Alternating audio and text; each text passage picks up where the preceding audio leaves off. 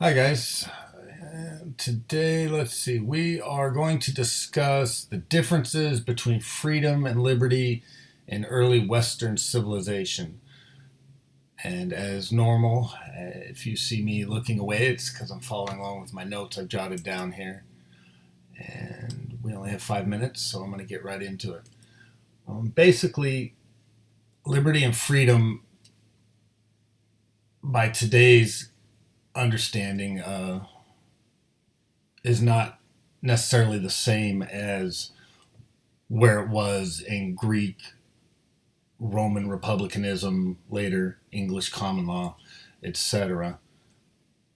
Liberty, by my understanding, from reading on these ideals quite often, refers to the individual's ability to decide one's own fate without interference from ruling authorities or neighbors.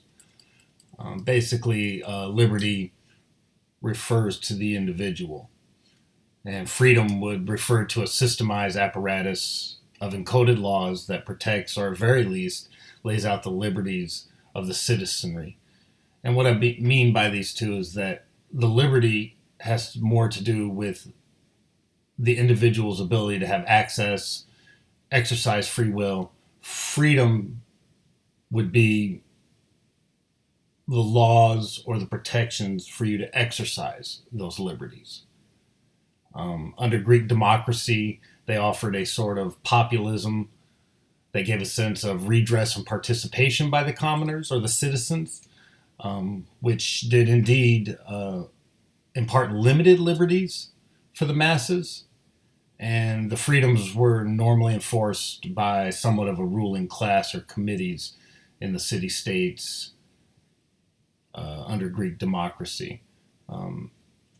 In turn, Roman republicanism offered a system that allotted the commoners more access to governance, thus more freedom to actually exercise some of those individual liberties, or at least collective liberties.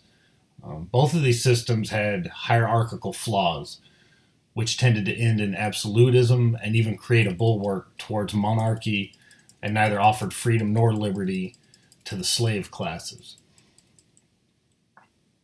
What that means is that whether it was Greek democracy, popular vote, which had committees that kind of sat on top of them, the senatorial class in the Roman Republic, you weren't really given many choices as to who was going to be your senator, and they usually came from the upper class families or military leaders, etc. Both of these, the flaws in those, usually pushed power to the top, but it did open the door for individuals to exercise some more free will, have some protections, which would be the freedoms, the system of laws. Basically, it would take a form of constitutionalism that would be based or founded in English common law and understanding, which would come out of the English monarchy and a form of absolutism. But with the American Revolution, would kind of bring these ideals from the Greek democracy, the ideals of Cicero and the Roman philosophers about representative republicanism under one roof and begin to crack the egg, if you will, on absolutism, monarchical rule, and kind of culminated into a system of freedoms that protected individual liberties for the masses or the collective, that would face off with the flaws brought about by absolutism, slavery, property, and free will. Being, the life, liberty, and the pursuit of happiness were one of those things the English kind of mocked the Americans for in the beginning. Not so much looking back now.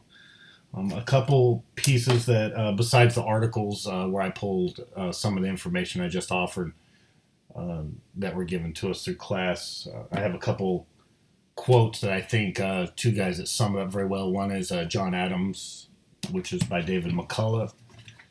And Adams said, in an article intended to prevent the formation of a hereditary monarchy, Adams wrote, no man or corporation or association of men have any other title to obtain advantages or particular and exclusive privileges distinct from those of the community than what arises from the consideration of services rendered to the public. The idea of a man born a magistrate, lawgiver, or judge is absurd and unnatural. And I always love John Adams' bluntness.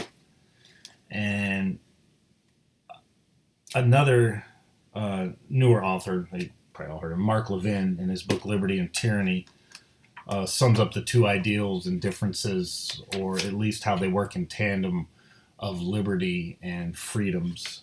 Levin says, the founders believe, and the conservative agrees, in the dignity of the individual, that we as human beings have a right to live freely, and pursue that which motivates us, not because man or some government says so, but because these are God-given natural rights. Like the founders, the conservative also recognizes in society a harmony of interest, as Adam Smith put it, and rules of cooperation that have developed through generations of human experience and collective reasoning that promote the betterment of the individual and society. This is characterized as ordered liberty, the social contract, or the civil society. And I would go farther and say that this idea of ordered liberty and the social contract is what would be defined as freedoms. And that the liberty, again, comes back to the ability of the individual to exercise free will and think for himself and kind of chart out one's own destiny. And that's my discussion today about liberty and freedom, and I hope everybody has a spectacular week. Thank you.